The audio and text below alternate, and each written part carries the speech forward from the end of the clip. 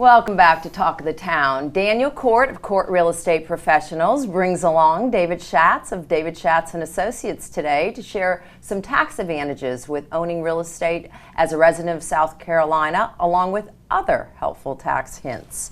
Welcome to the show. Thank you, Sandy. So, Daniel, you've brought David with you. Yeah. And so there must be a professional association? Yes, well there is. First of all, Cort Real Estate, we as partners of WHHI, we wanted to, and rather than just come in here every month and talk about us, we wanted to bring in our trusted partners. Yes. Because there's a lot of facets to real estate, as we know. You got lending and you got legal stuff, and taxes is one of the biggest things. It is. I've known David for about 10 years. We're very good friends, but David is my personal accountant.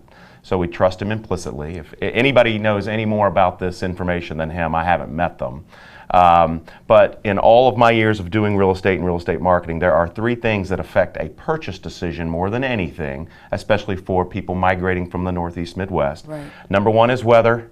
Number two is value, and number three is taxes. Yes. Those are the important things to people. So I'll turn it over to David. So David, tell us a little bit about the tax advantages of, say, some rental real estate. Is that a good time for, is now a good time for investing in real estate? Now is a good time. Real estate has always been an important part of investment portfolios.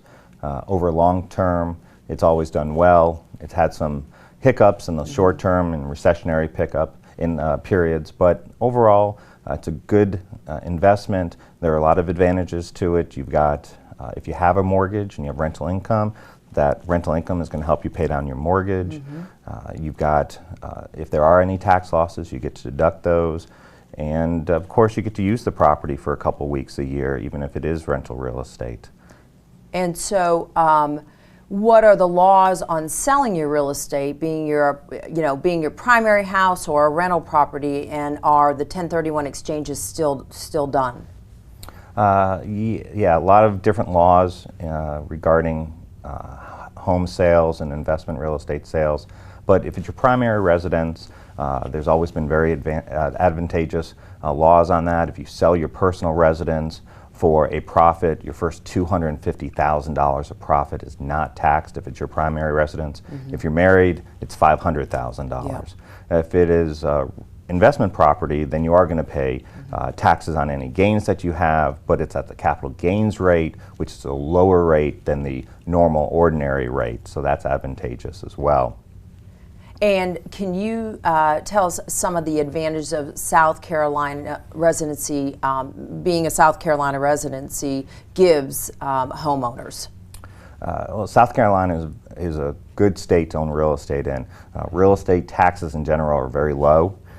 If it's your primary residence, then you have one tax rate, and if it's investment property or secondary property, you have a higher rate, and it is substantially higher, usually about double or a little bit more than double if it's your primary.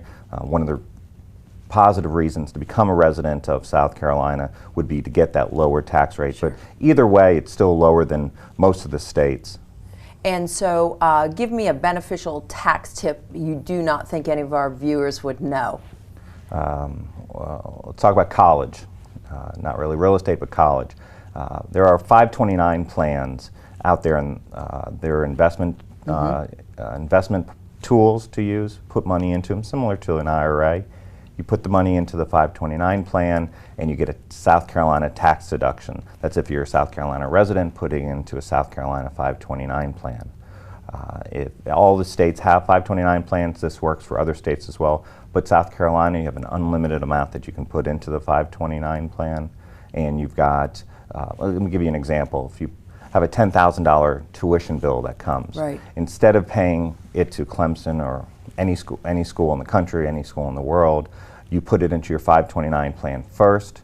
You let it sit there for 10 days, and then you pay the tuition bill directly from the 529 plan. Okay. By siphoning through the 529 plan, you end up with a South Carolina tax deduction. That example, you'd save $700, up to $700. Wow. And another thing is if you move to South Carolina from another state and you have a 529 plan in another state, you can transfer that 529 plan into the South Carolina 529 plan.